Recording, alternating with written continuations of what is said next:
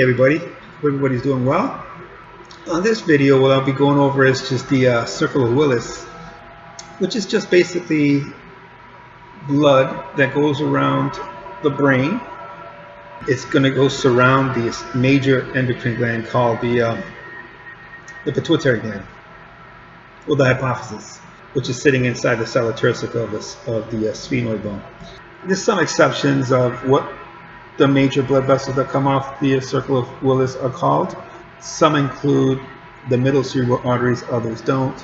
But for the sake of this presentation or this video, I will not include the middle cerebral artery as part of the circle of Willis. But I will mention it. There's actually two pathways of blood that go up to your brain. There's an anterior pathway and a posterior pathway.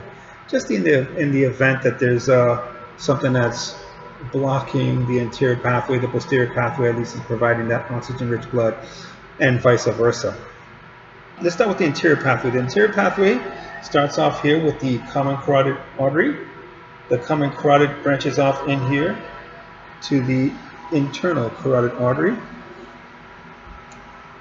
Okay, internal carotid artery here. So the common carotid divides into external and internal. External actually goes up to the superficial temporal. Okay. But the internal is the one that goes up to the circle of Willis, which will lead in here. Okay? And this is supposed to be the circle here. This is actually the sella turcica in here, where the hypophysis or pituitary gland sits. Okay?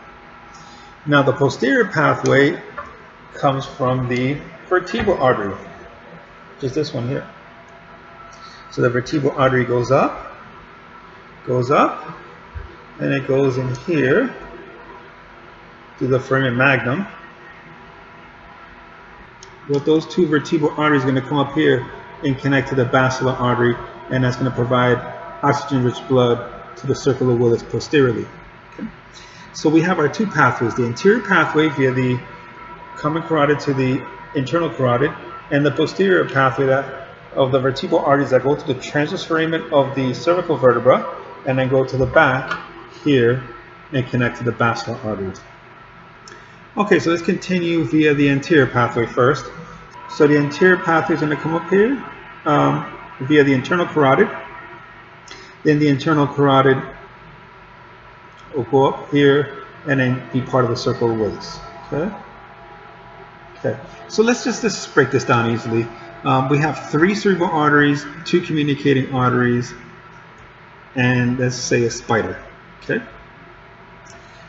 a spider. I'll tell you that in a minute. So let's do the 3 cerebral arteries. So here, our first one's going to be these 2 little. Let me take this thing off.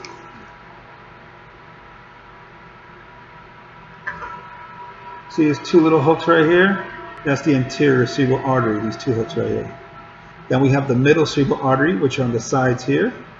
And in the back, we have this one that's going across. That's the posterior cerebral artery. It looks kind of like a handlebar for a bike. Okay, so you have the anterior cerebral artery, middle cerebral artery, and posterior cerebral artery. So it's 3 cerebral arteries. Now our 2 communicating arteries is the one that I just took off right here. So this little ring I put here, because it kind of broke off before, but that's the anterior communicating artery.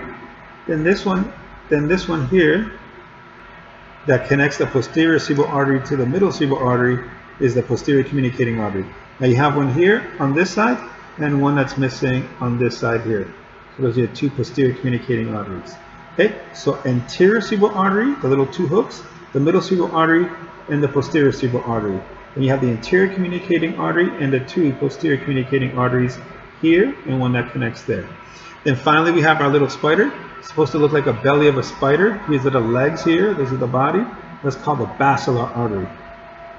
Okay. So that's the oxygen-rich blood arterial system that provides oxygen to our brain. Okay. Anterior cerebral artery, the posterior cerebral artery, the anterior communicating, the posterior communicating, and the internal carotid artery are all part of the circle of Willis. The middle cerebral artery is not. Just depends. Ask your teacher if they want to include that. But from what I've researched, the middle cerebral artery is not part of the circle of Willis. I'll show you a little diagram that I drew here. Maybe that'll help you out. Here you have the anterior cerebral arteries, middle cerebral arteries, the posterior cerebral arteries, anterior communicating, posterior communicating, the basilar artery, and the vertebral arteries. Okay. Well, hopefully this video will help you out understand the circle of Willis. Take care. Good luck. Have a good one. Bye.